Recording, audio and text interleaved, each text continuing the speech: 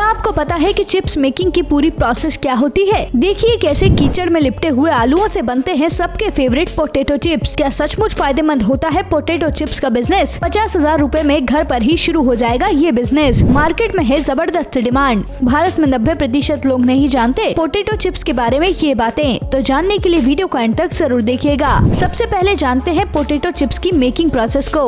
शुरुआत में आपको जो दिखाई दे रही है वो है आलू की बोरियां, जो कि अलग अलग जगह से आती है। अब जो आलू के बोरियों की भरमार दिखाई दे रही है उन्हें वर्कर्स उठाकर ले जाते हैं। बोरी को फाड़कर उसमें से आलू को बाहर निकाला जाता है। उसके बाद मशीन के जरिए आलू को धुलाई के लिए ले जाया जाता है। एक मशीन आलू के छिलके छीलने का काम करती है। जब उसमें से आलू निकलता है तो उसके बाद कुछ हिस्सों को काट दिया जाता है। फिर आलू को दोबारा धुलने के बाद उसे कटिंग वाली मशीन में डाला जाता है और आलू चिप्स के रूप में निकलने लगता है। इस चिप्स को पानी में डालते हैं और फिर सुखाने के बाद उसे गर्म तेल में फ्राई किया जाता है। फ्राई होकर जब चिप्स निकलती है तो उसे मसालों और नमक में मिलाकर बाहर निकाला जाता है, जहां से ये पैकेजिंग के लिए चली जाती है। प्रोसेस के अंत में आप देख सकते हैं कि चिप्स को पैक करके बड़े बड़े डिब्बों में भरा जा रहा है, जहां से वो बिकने के लिए निकल जाता है। अगर सरल भाषा में समझा जाए तो पहले कीचड़ से सने आलू को कई बार अच्छी तरह से साफ किया जाता है। इसके बाद उन्हें अच्छी तरह से छील लिया जाता है और पतले आकार के टुकड़ों में काट लिया जाता है। इन टुकड़ों को मसाले के मिश्रण से कोट किया जाता है और फिर फ्रायर के नीचे रख दिया जाता है। एक बार जब आलू तले जाते हैं और चिप्स में बदल जाते हैं तो उन्हें एक कन्वेयर बेल्ट पर रखा जाता है और पैकेजिंग के लिए भेजा जाता है।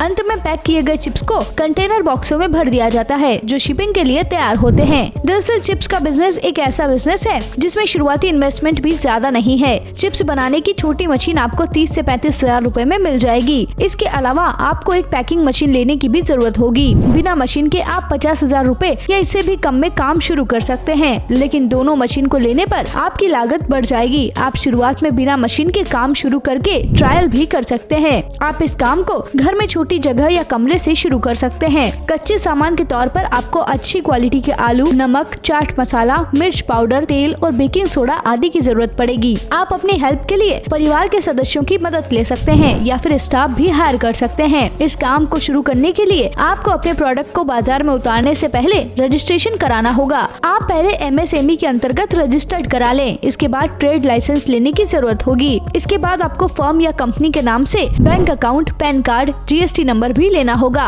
आप खाद्य विभाग से उत्पाद का परीक्षण कराने के बाद FSSAI का लाइसेंस प्राप्त कर सकते हैं। शुरुआत में आप अपने प्रोडक्ट को बाजार में उतारकर सोशल मीडिया आदि के जरिए प्रमोशन कर सकते हैं। मांग बढ़ने पर आप धीरे धीरे कारोबार को बढ़ा सकते हैं। डिमांड ज्यादा बढ़ने पर आप मशीन भी खरीद सकते हैं। दोस्तों, आपको ये जानकारी कैसी लगी हमें कमेंट